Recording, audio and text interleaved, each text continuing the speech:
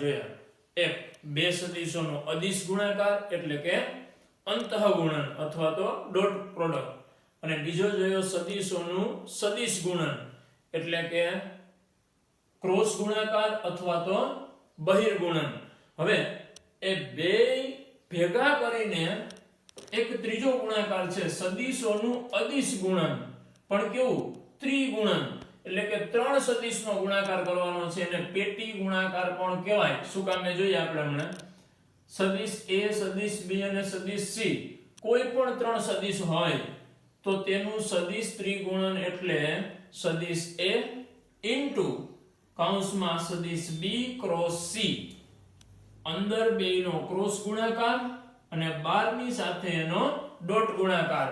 હવે આ સદિશ છે B ક્રોસ C એ પણ એક સદિશ હોય કેમ કે ક્રોસ ગુણાકાર સદિશ આપે. બે સદિશનો હવે ડોટ ગુણાકાર થાય. ડોટ ગુણાકાર શું આપે? અદિશ. તો એનો મતલબ એમ કે આનું મૂલ્ય શું મળશે? અદિશ. એટલા માટે આપણે લખ્યું છે સદિશોનું અદિશ ત્રિગુણન એટલે કે અદિશના સ્વરૂપમાં જવાબ મળે. હવે આને આપણે બે રીતે દર્શાવી શકીએ. એક આ સિવાયની બે રીત. આ રીતે મોટા કૌંસમાં સદિશ A અલ્પવિરામ સદિશ B અલ્પવિરામ સદિશ C, અથવા A B C ની વચ્ચે સ્પેસ મૂકી દેવાની, અલ્પવિરામ કે કંઈ ના કર્યું હોય તો પણ ચાલે. તો આ ત્રણમાંથી કોઈ પણ રીતે આપણે એને દર્શાવી શકીએ.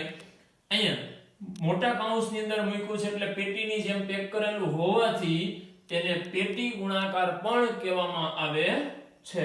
હવે આપણે ત્રણ સદિશો, આની વાત હમણાં થોડીક વાર પછી કરીએ. ત્રણ સદિશો આપણે કોઈ પણ જગ્યાએ લઈએ, સદિશ A, B અને C. માની લ્યો કે અહીં ક્યાંક સદિશ A છે, અહીંયા સદિશ B છે, અહીંયા સદિશ C છે. ત્રણેય સદિશને આપણે આ અંત્ય બિંદુઓને ભેગા કરી દઈએ તો સદિશ આ રીતે આમ બની જશે. ત્રણેય ભેગા થાય તો હવે આને એક જ સપાટી ઉપર ત્રણેય લીધા છે, પણ જરૂરી છે કે દર વખતે આવી એક જ સપાટી ઉપર હશે એટલે કે એક જ સમતલમાં ત્રણેય સદિશ હોય. એક અહીંયા, એક અહીંયા, એક આમી હોય, એક આમી હોય, કોઈ પણ જગ્યાએ હોઈ શકે. જો આ ત્રણ સદિશો એક જ સમતલમાં ન હોય તો એનાથી શું થાય? તો એનાથી એક સમાંતર ફલક બનાવી શકાય. એટલે કે સમઘન કે લંબઘન જેવી કોઈ પણ આકૃતિઓ પણ સામસામેની સપાટીઓ સમાંતર હોય એવો આપણે સમાંતર ફલક બનાવી શકીએ. મેં સદિશ A, B અને C ત્રણ સદિશો લીધા છે. માની લઈએ કે આ ત્રણેય એક જ સમતલમાં આવેલા નથી. જો હોય તો આવું ના બને. જો ત્રણેય એક જ સમતલમાં ના હોય તો A ને સમાંતર હોય એવા આપણે ચાર સદિશ બીજા બનાવી શકીએ, C વાળા ચાર બનાવી શકીએ અને B વાળા ચાર બનાવી શકીએ, અને બધાયને આ રીતે ગોઠવણી કરીએ તો એક સમાંતર ફલક બને. હવે આ સમાંતર ફલક અને પેટી ગુણનનો સંબંધ શું છે? તો આપણે જાણીએ, કોઈ પણ સમાંતર બાજુ ચતુષ્કોણ હોય, માની લ્યો કે આની અંદર આ બે સદિશો છે, સદિશ A, સદિશ B. તો ઉપરનો સદિશ B હશે, સામેનો સદિશ A હશે. તો આનું ક્ષેત્રફળ આપણે કઈ રીતે મેળવી શકીએ? સદિશ A અને B નો ક્રોસ ગુણાકાર કરીને આ રીતે આપણે આનું ક્ષેત્રફળ મેળવી શકીએ. તો જે આ સમાંતર બાજુ ચતુષ્કોણ છે એની બધી દિવાલો થશે, એટલે કે બધાય ફલક છે આના એ બધાય સમાંતર બાજુ ચતુષ્કોણ હોય. તો પાયાની અંદર આપણે B અને C લીધા છે, તો આ પાયાનું ક્ષેત્રફળ જોતું હોય તો આપણે આમ લખી શકીએ, આધારનું ક્ષેત્રફળ બરાબર શું થશે? માનાંકમાં સદિશ B ક્રોસ સદિશ C. થઈ કે ના થાય? તો B ક્રોસ C છે એ આપણને પાયાનું ક્ષેત્રફળ આપે, અને B ક્રોસ C એ આપણને સદિશ કયો મળે? તો કે આને લંબ હોય એવો એકમ સદિશ, એવો સદિશ. એટલે અહીંયા જો આપણે આ ફલકને લંબ દોરીએ તો આ મળશે, કયો સદિશ મળશે? B cross C. હવે સમાંતર ફલકનું ક્ષેત્રફળ એટલે કે એની બધી સપાટીના ક્ષેત્રફળનો સરવાળો. તો એ આપણે હવે સીધું અહીંથી મેળવવું હોય તો આનું ક્ષેત્રફળ, પછી આનું ક્ષેત્રફળ જોતું હોય તો A ક્રોસ C. આનું અને ઉપરનું સરખું હોય, આનું અને આનું સરખું હોય, સામસામેના સરખા થશે. પછી આ આગળ જે આપણને ફલક દેખાય છે એનું જતું હોય તો A ક્રોસ B. અને એવું જ પાછું સામે હોય, બધાયનો સરવાળો કરીએ તો એનું કુલ પૃષ્ઠફળ એટલે કે કુલ ક્ષેત્રફળ મળે. પણ આપણે આનું ઘનફળ મેળવવું હોય તો સમાંતર ફલકનું ઘનફળ કઈ રીતે મળે? તો કે આધારનું ક્ષેત્રફળ ગુણ્યા એની ઊંચાઈ.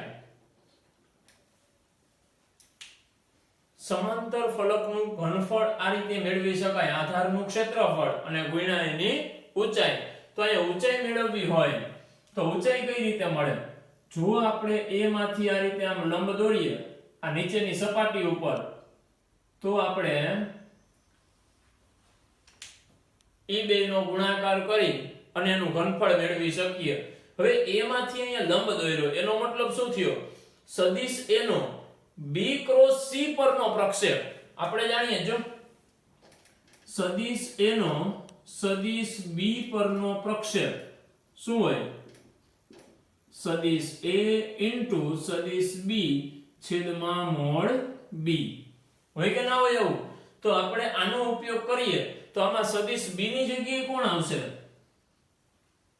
આ નીચેની સપાટી જેની ઉપર આપણે લંબ દોર્યો છે, લંબ કોની ઉપર દોર્યો? આ સમાંતર બાજુ ચતુષ્કોણ ઉપર. તો એ કોણ થશે? b cross c. તો હવે આપણે b સદિશ હતો એની જગ્યાએ શું લખવું પડશે? b cross c. તો આપણે લખી શકીએ ઊંચાઈ બરાબર સદિશ a * b ક્રોસ c છેદમાં b નું મૂલ્ય એટલે કે મોડ સદિશ b ક્રોસ સદિશ c. પણ આ શું મળશે? સદિશ મળશે કે અદિશ મળશે? તો અદિશ જ મળશે જો, કેમ કે છેદમાં મૂલ્ય છે, અંશમાં બે નો ડોટ ગુણાકાર છે, તો એ આપણને મૂલ્ય જ આપશે. પ્લસ માઈનસ હોઈ શકે એના માટે આપણે અહીંયા માનાંક કરી શકીએ. તો આ શું થઈ ગયું? એની ઊંચાઈ. તો હવે આપણે ઘનફળ જોતું હોય તો શું થશે? ઘનફળ બરાબર આધારનું ક્ષેત્રફળ અને ઊંચાઈ. ઊંચાઈની અંદર માનાંકમાં સદિશ a dot b cross c છેદમાં મોડ b ક્રોસ c ગુણ્યા આધારનું ક્ષેત્રફળ mode b cross c. b cross c અને આ બે ઉડી જશે, વધ્યું શું? સદિશ a * b ક્રોસ c. અને આ કોણ છે? પેટી ગુણન છે કે નહીં? એટલે કે આમાંથી કોઈ પણ લખી શકાય. માનો કે આ લખીએ આપણે તો આના બરાબર લખી શકીએ સદિશ a સદિશ b સદિશ c. પણ માનાંકની અંદર, કેમ કે ઘનફળનું મૂલ્ય ક્યારેય ઋણ મળશે નહીં. આનો જવાબ આપણને ઋણ કે પ્લસ કે માઈનસ ગમે એ મળી શકે. તો જો ખરેખર પેટી ગુણન શું આપે છે આપણને? સમાંતર ફલકનું ઘનફળ. જેમ ક્રોસ ગુણાકારનું મૂલ્ય આપણને સમાંતર બાજુ ચતુષ્કોણનું ક્ષેત્રફળ આપે છે, એ જ રીતે પેટી ગુણનનું મૂલ્ય એ આપણને સમાંતર ફલકનું ઘનફળ આપે. હવે જો આ ઘનફળ 0 હોય તો? ઘનફળ 0 હોય તો શું થાય?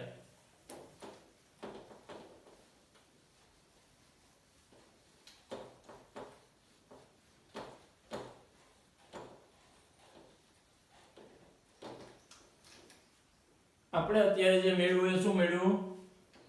સમાંતર ફલકનું ઘનફળ a * b ક્રોસ c.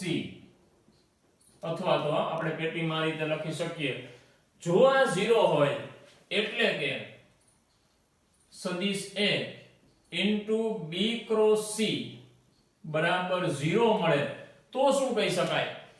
ઘનફળ 0 ક્યારે હોય? જ્યારે એક સમતલ હોય. એટલે કે આનાથી આ સમાંતર ફલક બનતો જ ના હોય. બને ક્યારે નહીં? માની લ્યો કે એની સપાટી છે પણ ઊંચાઈ નથી. ઊંચાઈ નથી તો ખાલી સપાટી વધી. સપાટી એટલે સમતલ વધ્યું. એનો મતલબ એમ કે સદિશ ઉપર નહીં હોય પણ આની અંદર જ ક્યાંક હશે. એનો મતલબ એમ કે ત્રણેય સદિશ જો એક જ સમતલમાં આવેલા હોય, એક જ સપાટી ઉપર આવેલા હોય તો એ સમાંતર ફલક બનાવશે નહીં. અને જો સમાંતર ફલક જ ના બને તો એનું ઘનફળ કેવું હોય? 0. તો જ્યારે આવું હોય ત્યારે આપણે એવું કહી શકીએ કે સદિશ a સદિશ b અને સદિશ c સમતલીય સદિશો છે. આપણને ત્રણ સદિશની સમતલીયતા ચકાસવાનું પૂછે, એટલે કે ત્રણ સદિશો એક જ સમતલમાં આવેલા છે કે નહીં, તો એના માટે શું કરવાનું? પેટી ગુણન. જો આનો ગુણાકાર 0 આવે તો એનો મતલબ એમ કે ત્રણેય સદિશ એક જ સમતલમાં આવેલા છે. જો 0 ના મળે તો એનો મતલબ એમ કે સમાંતર ફલક બનાવે, એટલે કે એક જ સમતલમાં આવેલા નથી. હવે આને આપણે મેળવવું કઈ રીતે? તો મેળવવા માટેની બે રીત છે. એક,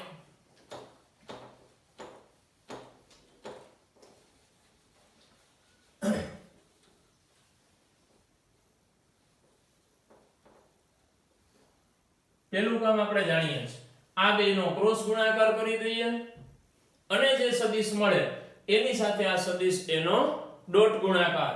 બીજું, અને આપણે આ રીતે મેળવી શકીએ, a * b × c, a1 a2 a3 b1 b2 b3 c1 c2 c3, a ના ઘટક પહેલા લખવાના, પછી b ના લખવાના, પછી c ના લખવાના. આનું આપણે સાદું રૂપ આપીએ તો શું આવે?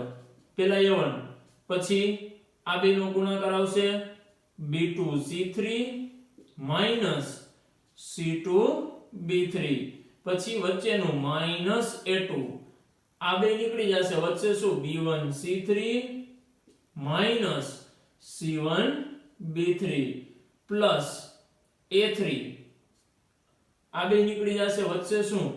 b1 c2 - c1 b2.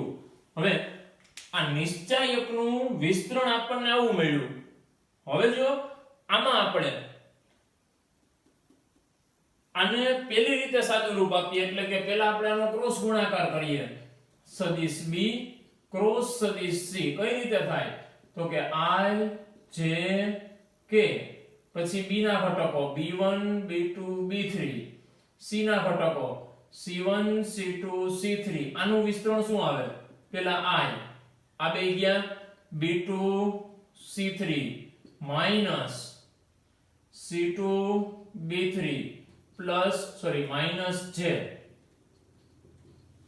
હવે શું આવશે? આ બે નીકળી જશે, b1 c3 minus c1 b3 plus k.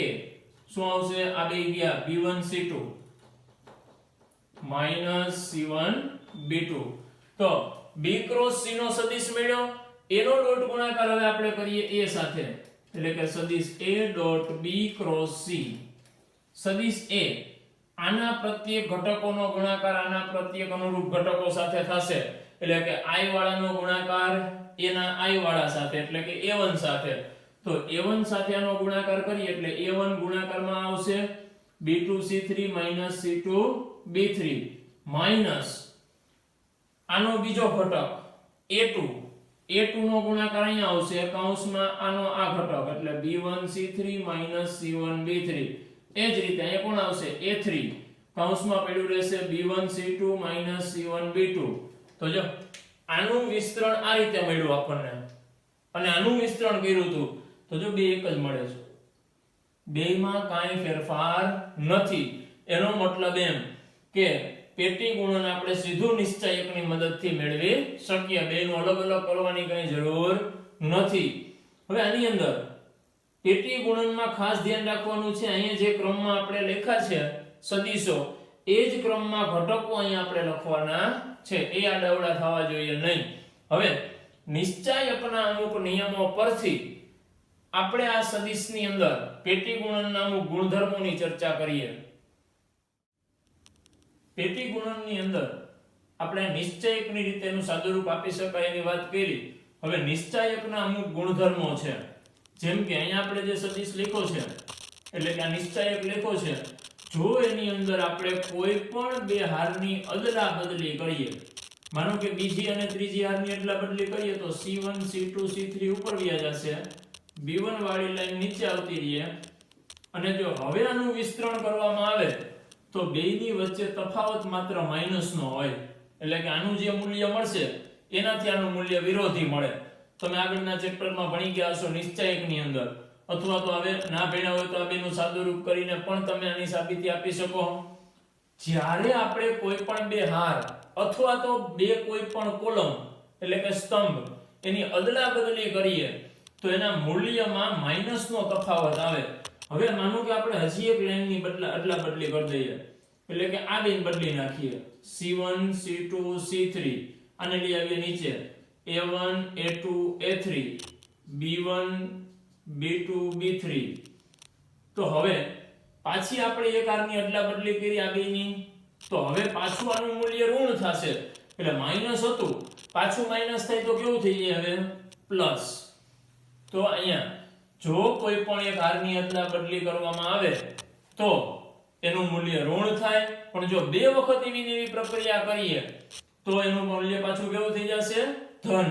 તો જો અહીંયા પહેલી હાર હતી એ 12 હતું, બીજી હતી અહીંયા પહેલા હતું અને ત્રીજી છેલ્લે હતી. તો આને હવે આપણે આ સ્વરૂપમાં લખવું હોય તો કેમ લખાય? C1 12 આવશે ડોટ, અંદર આવશે આ બેનો ક્રોસ ગુણાકાર, સોરી C1 નહીં પણ C ક્રોસ C. તો આ બેના મૂલ્યો કેવા હોય? સરખા. હવે અહીંયા જે હતું અને અહીંયા જે છે, અહીંયા આપણે એક વખત આ રીતે ફેરફાર કર્યો, હજી આમાં ફેરફાર કરી શકાય. માનો કે આપણે આ બેને ફેરવી દઈએ, પછી પાછા આ બેને ફેરવશું તો આગળ કોણ આવી જશે? સદિશ B.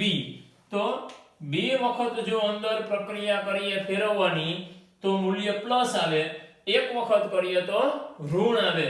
અને જો કોઈ સદિશની અંદર નિશ્ચયકની અંદર માનો કે 1 2 3 5 6 7 1 2 3 કોઈ પણ બે હારના ઘટકો સમાન હોય, અથવા તો 1 2 3 5 6 7 કોઈ પણ એક હાર આખી શૂન્ય હોય, તો જ્યારે બે સમાન હોય ત્યારે એનું મૂલ્ય શૂન્ય મળે, જ્યારે કોઈ આખી હાર કે કોલમ ઝીરો હોય ત્યારે પણ એનું મૂલ્ય ઝીરો મળે.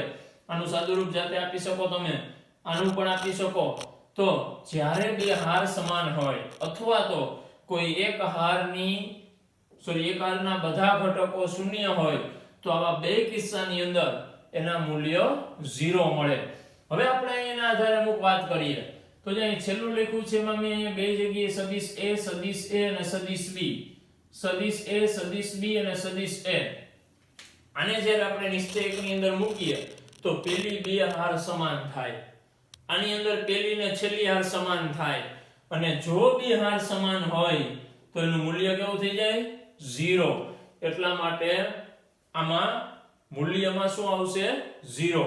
હવે એની ઉપર જે લખ્યું છે એમાં A B અને C, A C અને B શું કર્યું આપણે? B અને C ને આડા અવળા કરી દીધા, તો એનું મૂલ્ય કેવું થઈ જશે? ઋણ. આપણે વાત કરી એમ કોઈ પણ એક હાર બે હારની અદલા બદલી કરીએ તો એનું મૂલ્ય જેવું હતું એનું ખાલી ઋણ થાય.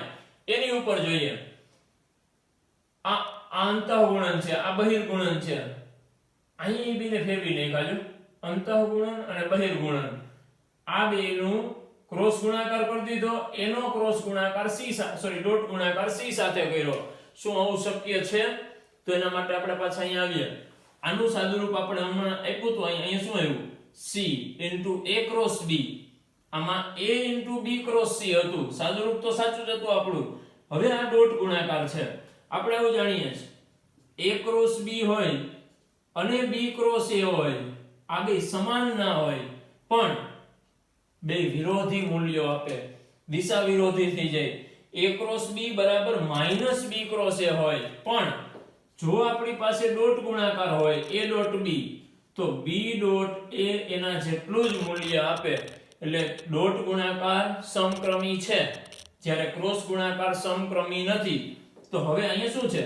ડોટ ગુણાકાર. આ સદિશ અને આ સદિશનો ડોટ ગુણાકાર સમક્રમી હોય તો C આપણે પાછળ લખીએ તોય ચાલે. તો અહીંયા આપણે શું કર્યું? C ને પાછળ લખ્યો અને આગળ લખ્યો. એનો મતલબ એમ કે આ જ ક્રમમાં જો આપણે ક્રોસ અને ડોટ ને બદલાવી નાખીએ તો પણ એનું મૂલ્ય સમાન જ મળશે. અને ઉપર અહીં લખ્યું છે ABC. BCA શું કર્યું? પેલા B ને આગળ આવવા દીધો એટલે A પાછળ જાય, પછી C ને આગળ આવવા દીધો A પાછળ ગયો. બે વખત આપણે હારની અદલા બદલી કરી તો મૂલ્ય પાછું ધન થઈ જાય. એના પછીનામાં શું છે? C આગળ. તો આમાં C આગળ આવી ગયો, A છેલ્લે વયો ગયો. પછી A ને વચ્ચે ને B ને પાછળ જ આવવા દીધો એટલે પાછી બે વખત અદલા બદલી કરી. તો તો એના મૂલ્યોમાં કાંઈ ફેર પડશે નહીં. ટૂંકમાં A, B અને C જો આ રીતે ક્રમમાં ફેરવતા જઈએ તો એના મૂલ્યને કાંઈ ફેર પડશે નહીં. વર્તુળાકાર રીતે ABC હતા, ABC, BCA ચાલે જો BCA, પછી C થી ચાલુ કરો CAB, CAB છે. ટૂંકમાં આપણે એને બે વખત ફેરવીએ ને એટલે આ ક્રમમાં ફરતું હોય. તો જ્યારે એને વર્તુળાકાર રીતે ફેરવવામાં આવે તો એના મૂલ્યમાં કાંઈ ફેર પડતો નથી. ખરેખર એનું કામ આપણે બે હારની અદલાબદલી કરવાનું જ કરીએ છીએ. તો નિશ્ચાયકના આવા પરિણામને આધારે આપણે આટલા ગુણધર્મો આના જોઈ શકીએ. હજી માની લ્યો કે અહીંયા શૂન્ય સદિશ હોત A, B અને શૂન્યની અંદર આખી લાઈન 0 0 0 થઈ જાય તો પણ એનું મૂલ્ય કેવું મળશે? 0 જ મળે.